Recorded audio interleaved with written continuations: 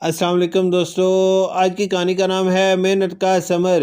گل خان کی آنکھوں میں آنسو تھے۔ وہ بھوک سے مجبوراً اپنے آنسو ضبط کیے سیٹھ عثمان کے بیٹے کے بوٹ پالش کر رہا تھا جو اس کا ہم عمر تھا۔ سیٹھ عثمان کے بیٹے نے گل خان سے بوٹ پالش کروائے اور 10 روپے کا نوٹ جیب میں ٹٹولا۔ نہ ملا تو چل دیا، میں نے محنت کر کے تمہارے جوتے چمکا دیے ہیں اور تم نے میری مزدوری بھی مجھے نہیں دی جو میرا حق تھا۔ گل خان نے سیٹھ عثمان کے بیٹے کا ہاتھ پکڑا اور اس نے دھکا دے کر گل خان کو گرا دیا۔ سیٹھ عثمان دور کھڑا یہ منظر دیکھ رہا تھا۔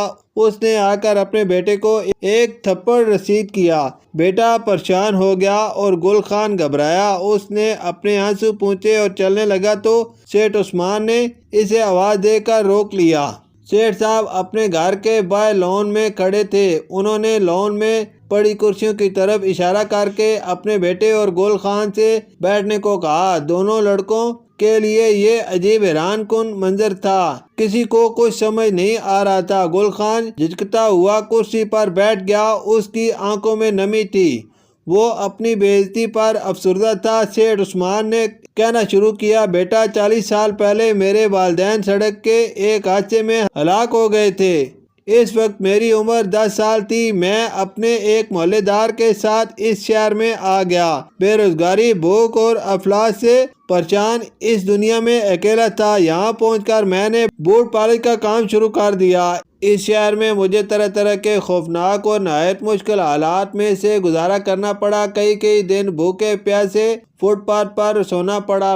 میں نے اپنے ہم عمر بچوں پر بھیک مانگتے دیکھا لیکن میرے ضمیر نے مجھے ہر بار روکا، مجھے سہارا دیا۔ میں نے محنت کرنے کو ترجیح دی، لوگوں کو خوش کرنے کے لیے ان کے بوٹ خوب چمکائے۔ رات جب میں سونے کے لیے لیٹتا تو میرے بازوؤں میں شدید درد محسوس ہوتا، لیکن میں نے خوب محنت کی اور اسے ایک روزگار کے طور پر اپنایا۔ میرے ساتھ کئی اور لاوارث لڑکے جس کارخانے کے ایک شیڈ کے نیچے سوتے تھے۔ اس کا مالک ہمیں اکثر دیکھتا اور نصیحت بھی کرتا کہ کبھی مانگنا نہیں، محنت کر کے کھانا، کیونکہ اللہ تعالیٰ محنت کرنے والے کو پسند بھی کرتا ہے اور اس کے کام میں برکت بھی ڈالتا ہے۔ انہوں نے ہمیں قائد کا وہ مشہور قول کام اور کام بھی سنایا۔ وہ نیک دل شخص ہمیں ہفتے میں 2-3 بار کھانا بھی بھجواتا اور یوں ہم محنت سے کمائے پیسے بچا کے بھی رکھ لیتے۔ ایک صبح اس کارخانے کے مالک نے مجھے بلایا اور کہا، آج ہمارا ایک کاریگر نہیں آیا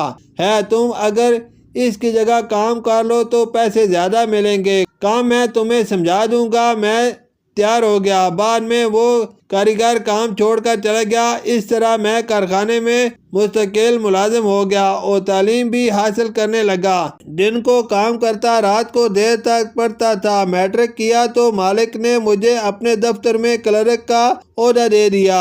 کیونکہ محنت کرنے کی عادت پڑ چکی تھی، دل و دماغ میں یہ بات بیٹھ چکی تھی کہ خون پسینہ ایک کر کے حلال کی روزی کمانے سے اللہ خوش ہوتا ہے اور رزق میں برکت بھی ہوتی ہے۔ اس دوران میں نے ڈرائیونگ بھی سیکھ لی، مالک کو گھر سے لاتا لے جاتا ہے۔ میں نے محنت کی عادت بچپن میں اپنائی اور سیدھے راستے پر چلا جو زندگی بھی میرے کام آئی۔ مالک نے اپنے بنگلے میں ایک کوارٹر بھی مجھے دے دیا تھا۔ میں نے کئی سال تک خوب محنت کی اور کافی پیسے بچا بھی لیے۔ ایک دن گاڑی چلاتے ہوئے میں نے محسوس کیا کہ مالک پریشان ہے۔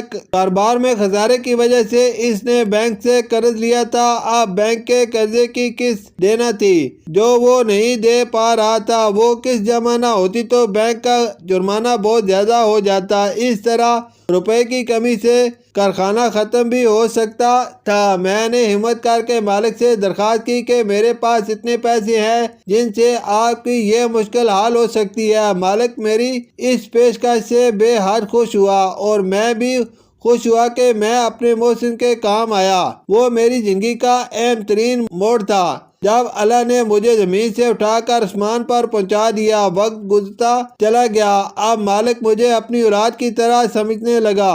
یہاں تک کہ جب میرا مالک بیمار ہوا اور اس کے بچنے کی امید نہ رہی تو اس نے یہ کارخانہ اور اپنی ساری جائیداد میرے نام کر دی، کیونکہ اس کا قریبی رشتہ دار کوئی نہیں تھا، نہ اولاد تھی، بیوی کا انتقال ہو چکا تھا۔ سیٹھ عثمان نے اپنے بیٹے سے کہا، بیٹا میں تمہیں ساتھ لے کر جس قبر پر دعا کرنے جاتا ہوں وہ میرے مالک قمر الدین خان کی ہے۔ اس حساب سے میں اور گل خان ہم پیشہ ہے۔ میں بھی بچپن میں جوتے پالش کیا کرتا تھا اور گل خان بھی۔ گل خان نے سیٹھ عثمان کی یہ تعریفی کلمات سنے تو اس کا سر فخر سے بلند ہو گیا اور خوشی کے آنسو اس کی آنکھوں میں جلملانے لگے۔ سیٹھ نے پھر بیٹے سے کہا، تمہیں گل خان سے معافی مانگنا ہوگی، کیونکہ آنے والے وقت کا پتہ نہیں کہ گل خان شہر کا بڑا آدمی بن جائے اور وقت تمہیں غربت کی زندگی گزارنے پر مجبور کر دے۔ گل خان سیٹھ عثمان کو حیرت سے اور اس کا بیٹا شرمندگی اور پشیمانی سے گل خان کو دیکھ رہا تھا۔ شکریہ۔